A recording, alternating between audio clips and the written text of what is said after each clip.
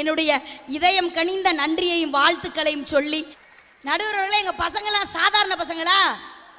வாட்ஸ்அப்ல வான்னு மெசேஜ் பண்ற எங்க பசங்களை நம்பலாம், ஆனா வாழ்க்கையே நீதான் சொல்ற பொம்பளை பிள்ளைய நம்பவே கூடாது. சைட் அடிக்க வைப்பதும் எங்கள் பெண்கள் தான், சரக்கடிக்க வைப்பதும் எங்கள் பெண்கள் தான். எங்களுக்கெல்லாம் சப்போர்ட் பண்றதுக்குன்னு இந்த மாதிரி எல்லாம் சில பேர் இருக்காங்க.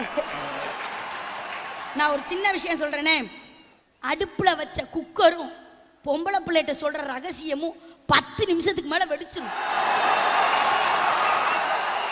புதுசா போன் வாங்கினவனும் புதுசா பொண்ணு கட்டினவனும் அன்னைக்கு ராத்திரி பூரா தூங்க மாட்டாங்க, அப்படியே மந்திரிச்சோட்ட கோழி மாதிரியே திரிவாங்க. அதை விட நான் ஒரு சின்ன விஷயம் சொல்றேங்க, பசங்களுக்கு ஒரு பொண்ணை பிடிச்சிருச்சுன்னு வைங்களேன், என்னென்ன செய்யணும் தெரியுமா? ஃபர்ஸ்ட் ஒரு ரோஸ் வாங்கி கொடுக்கணும், அடுத்து ஒரு சுடிதார் வாங்கி கொடுக்கணும், அடுத்து ஒரு நெக்லஸ் வாங்கி கொடுக்கணும், அதுக்கும் மடியலைன்னா ஒரு வைர மோதிரமாவது வாங்கி கொடுத்தா தான் அந்த பிள்ளைய கரெக்ட் பண்ண முடியும்.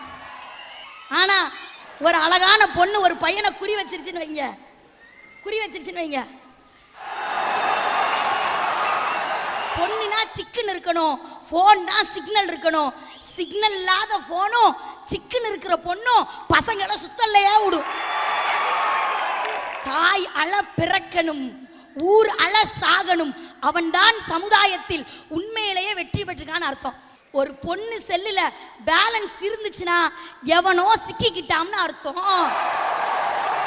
ஒரு பையன் செல்லுல பேலன்ஸ் இல்லைன்னா எவட்டையோ மாட்டிக்கிட்டான்னு அர்த்தம். நிமிர்ந்த நன்னடை, நேர்கொண்ட பார்வை, நிலத்தில் யாருக்கும் அஞ்சாத தன்மை, பெண் நிமிர்ந்து போகணும்னு ஒரு சுதந்திரம் கொடுத்தோம்ல, இன்னைக்கு பிள்ளைய குனிஞ்சே தான் போகுது, SMS பண்ணிக்கிட்டே போய் பொதுக்குன்னு சாக்கடைகள் கிடக்கு. வீட்டில் எங்கெங்க சுதந்திரம்